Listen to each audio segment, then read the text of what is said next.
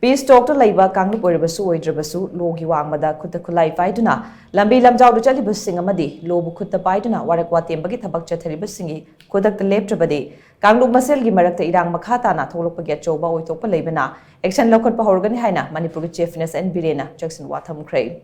Wafam Singase WAQF Board Ki Makhada Lirong Karampat House Complex Sakiba Muslim Girls Hostel Library Hall Sunrise Public School Lilong Nungai Guest House Amade Canton Sanga Kibaga Lodina Complex Asida Nonu Sagadaba Lilong Soy Popi Market Skill Development Hub Amadi Rehabilitation Center Gi Urep Uyungsu Tambagi Thoram Amada Magna Fondo Kibani Chiefness and Amaka Taradun High Levagasi Law and Order Nganaba Police Paramilitary Amadi Army Lady Security Forcing it Topam Topa Matopum Namaktori Masida Logi Wangmada Khutlai Pairaga Tabak Tobigano Wafamasi Pali Balenga Gasina Yam Hakchin Lawi Housing Levagasida Urakli Bafiba Masida Makatana Lenga Gasina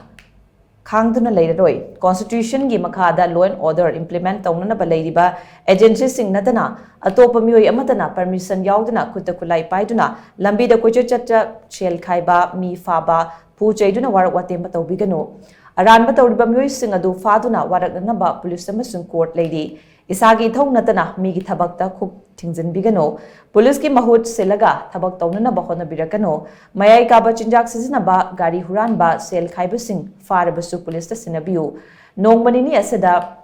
Toganing the Batodokaya Topagi report Kia Lagley Todok Sing a seat Tinghograbade Kanglon Maselgi Marakta Nungaina the Batulaktuna Housing Toli Biranga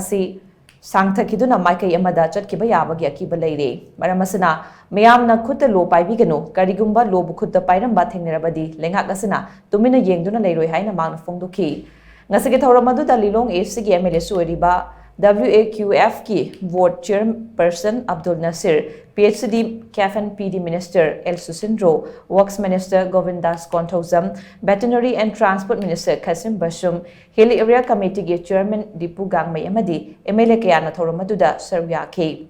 Thoramgi Sargo Moina WAQF Board Ki Scheme Singi Beneficiary Singda Chief Minister na Scheme Benefit Sing Yantoki Constitution ki manunga Constitution ki machunga saraiga Masjid Dabakta ni Panaba Punaba Waraknaba Yugi Adagi Nisagi Lower Mamagi unit play Land Kananabushi unit play Land is Sakari out of the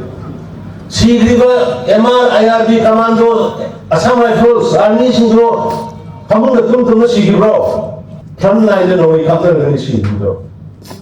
Sakari most sugar than Tamariba Wari Saba Pisto Lego Wagera, Pisto like the Bado Wagera, Amma Wagera. So Lamjao Da Chatpa Pairaga Uniform Selaga Satliba HAINA Yadavashing Police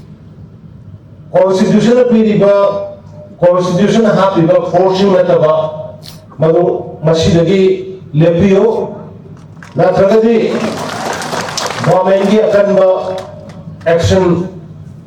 Logi Matumina Pelogani Amana Police ki Tabak Bahut Silaga Topano Drug Chama Fagera Palar Fagera Gari Dhura Lamagi Fagera Gari Thobagi Fagera Paisa Kharam Bagi Fagera Noe Laikai Praja Thengarga Police Sinabadi Yai Noe Nakuna Pairaga Mibu Puba Hatpa Dangi Dobuse Madu Basu Every government Madu was silent spectator when again.